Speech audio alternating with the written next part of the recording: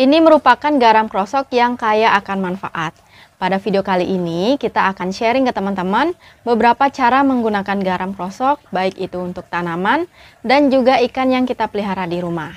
Tapi sebelum lanjut, jangan lupa diklik tulisan subscribe, nyalakan lonceng, dan aktifkan notifikasi di HP teman-teman. Serta jika video ini sangat-sangat bermanfaat, silahkan di-share sebanyak-banyaknya agar semakin banyak lagi yang mulai menanam walaupun di lahan yang sempit dengan menggunakan berbagai macam metode. Sebenarnya selain menggunakan garam krosok, kita juga bisa menggunakan air laut sebagai bahan yang kita gunakan untuk membantu di kebun. Namun untuk kita yang tinggal jauh dari pantai, tentu akan kesulitan untuk mencari air laut. Nah, jika teman-teman berada di daerah dekat dengan laut, maka teman-teman wajib banget nonton video kami yang linknya muncul di pojok kanan atas untuk mengetahui bagaimana cara memanfaatkan air laut untuk kebun. Kenapa kita menggunakan garam krosok bukannya garam dapur? Karena kandungan mineral pada garam krosok itu cenderung lebih lengkap dan juga garam krosok ini minim pengolahan. Nah, garam krosok memiliki berbagai macam manfaat, antara lain menjaga ketersediaan mineral di tanah, kemudian menekan perkembangan mikroorganisme pembusuk, merangsang pertumbuhan tanaman, menjaga kadar elektrolit tanah, dan garam krosok ini dapat mencegah penyakit pada ikan. Bahkan pada video kami yang ini yang muncul di pojok kanan atas, nah ini merupakan video lawas kami. Di sana kita melihat bahwa garam krosok dapat digunakan untuk mengobati penyakit pada ikan lele. Namun hal ini juga dipengaruhi oleh faktor-faktor yang lain seperti nafsu makan ikan, kemudian tingkat keparahan, bahkan kondisi cuaca ketika itu terjadi. Pada dasarnya, kita hanya mengupayakan agar ikan-ikan kita menjadi sehat, namun apapun hasilnya, nanti kita hanya perlu berserah. Nah, karena manfaat yang sangat banyak sekali, maka garam krosok ini merupakan salah satu bahan yang wajib kita miliki ketika berkebun di rumah. Pada video kali ini, kita akan langsung saja mempraktekkan beberapa cara dalam menggunakan garam krosok. Yang pertama adalah garam krosok digunakan sebagai pupuk alami. Nah, ketika teman-teman ingin menggunakan garam krosok sebagai pupuk alami, ada hal-hal yang harus diperhatikan seperti intensitas penggunaan, kemudian musim, dan yang paling penting adalah proses pengenceran dalam menggunakan garam krosok sebagai pupuk alami. Kita perlu mengencerkan terlebih dulu garam krosok dengan air. Perbandingan yang teman-teman bisa gunakan adalah 1 kg garam krosok dilarutkan ke dalam 40 liter air. Kemudian larutan ini bisa kita encerkan kembali dengan menambahkan air sebanyak 30 hingga 100 liter air. Larutan ini teman-teman bisa kocorkan ke tanaman dan ada baiknya dicoba terlebih dahulu pada tanaman tertentu yang teman-teman pelihara. Barulah teman-teman bisa gunakan ke tanaman lainnya. Saran kami sebaiknya jika teman-teman mengoncorkan ke tanah, bisa dimulai dari 100 hingga 200 ml per tanaman. Dan tentu ini juga disesuaikan dengan ukuran dan usia tanaman serta media tanam itu sendiri. Untuk pemberian garam krosok ini, kami lebih menyarankan untuk mengocor ke media tanam dibandingkan dengan ditabur ataupun dispray. Tapi tidak menutup kemungkinan jika teman-teman ingin mencoba dengan cara ditabur ataupun dispray. Tapi kami lebih memilih hanya dengan menggunakan cara dikocor. Yang kedua adalah untuk campuran pupuk super lainnya. Garam krosok ini selain bisa kita gunakan sebagai pupuk tunggal untuk menjaga elektrolit di tanah, untuk mencegah bakteri pembusuk, bahkan juga untuk menjaga ketersediaan mineral di tanah, garam krosok juga bisa kita tambahkan ke pupuk lain sehingga pupuk tersebut bisa semakin kaya dan penggunaan garam krosok akan semakin aman. Sekarang kita akan contohkan dalam pembuatan jadam JLF dan jadam JMS. Untuk pembuatan JLF atau jadam liquid fertilizer, yang kita gunakan adalah bahan-bahan organik dari sisa tanaman, boleh berupa daunnya, bonggolnya, ataupun kulit buah. Kalau bisa yang organik.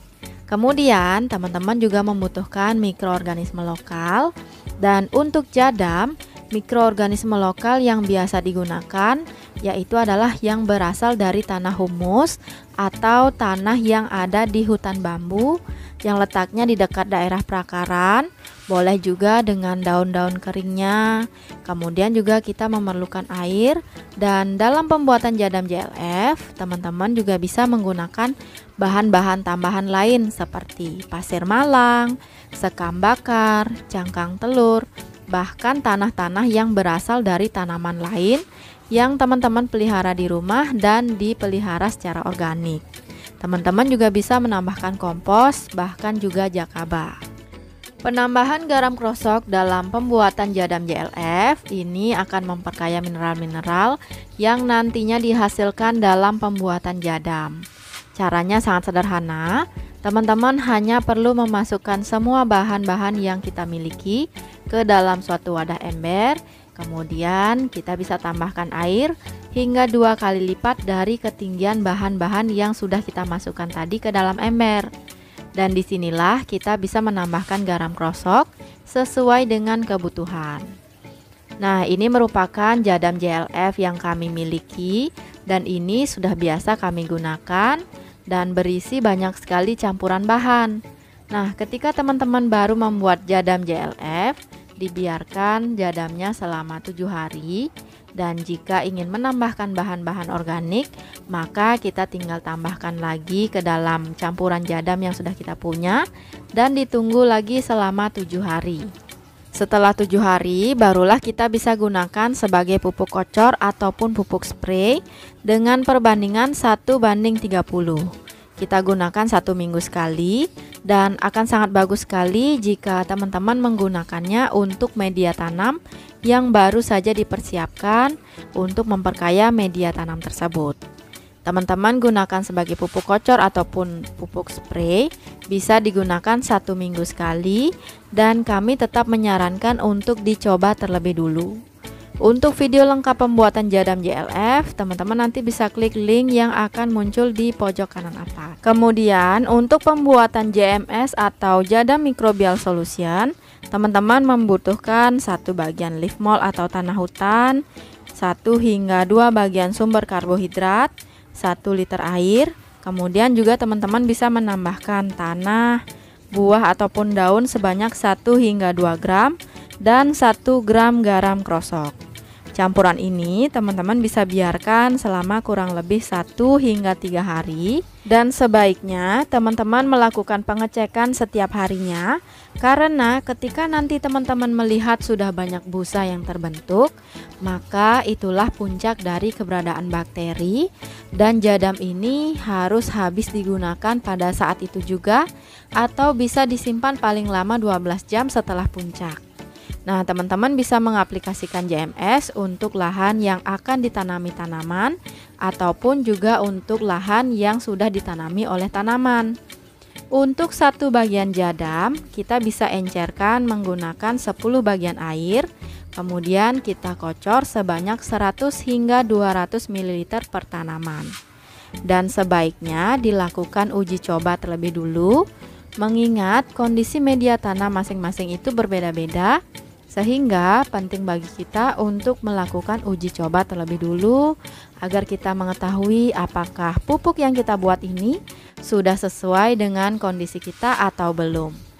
Nah, untuk teman-teman yang ingin mengetahui bagaimana cara lengkap untuk pembuatan JMS, teman-teman nanti bisa klik link yang ada di pojok kanan atas. Dengan menambahkan garam krosok pada pupuk-pupuk super yang kaya manfaat, maka pupuk-pupuk tersebut akan semakin bertambah khasiatnya, dan tentu tanah-tanah yang diserami oleh pupuk-pupuk super ini akan menjadi semakin kaya dan beragam. Nah, cara yang ketiga untuk memanfaatkan garam krosok adalah untuk mencegah dan mengobati penyakit pada ikan. Ikan sangat rentan sekali terhadap penyakit seperti jamur. Nah, ada banyak sekali treatment yang bisa kita lakukan ketika ikan terkena suatu penyakit. Namun, garam krosok bisa kita jadikan salah satu solusi pencegahan dan juga pengobatan termudah dan termurah. Namun, tentu dengan tingkat keberhasilan yang cukup tinggi. Nah, tingkat keberhasilan ini tentu harus didukung juga dengan kondisi ikan tersebut, baik itu nafsu makan, tingkat keparahan penyakit yang terjadi, kemudian juga sebaiknya didukung oleh lingkungan termasuk cuaca dan kondisi dari air tempat ikan tersebut dipelihara. Baik ketersediaan oksigen, kemudian juga kadar amonia, pH, dan juga suhu dari air yang digunakan. Untuk mencegah terjadinya suatu penyakit pada ikan, kita bisa menggunakan garam krosok sebanyak 3 hingga 5 gram per liter air dalam jangka waktu 1 minggu sekali atau ketika kita membersihkan kolam. Karena ketika kita membersihkan kolam, ikan sangat rawan dengan stres, dan dengan penambahan garam krosok, maka kita bisa menekan stres yang terjadi pada ikan.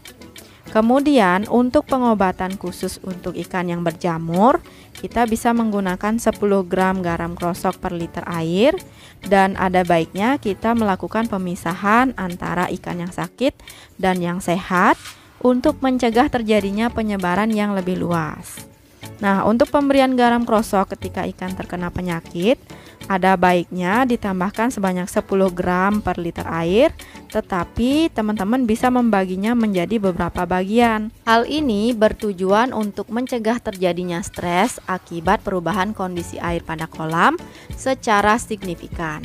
Memang sih garam krosok ini akan sangat baik sekali untuk membantu menekan stres ketika kita melakukan kegiatan sipon. Tetapi akan sangat merugikan jika kita memberikan garam krosok dalam jumlah yang tinggi secara sekaligus dan berulang-ulang. Karena hal ini hanya akan meningkatkan konsentrasi mineral tertentu pada air yang bisa saja dapat mengganggu ikan.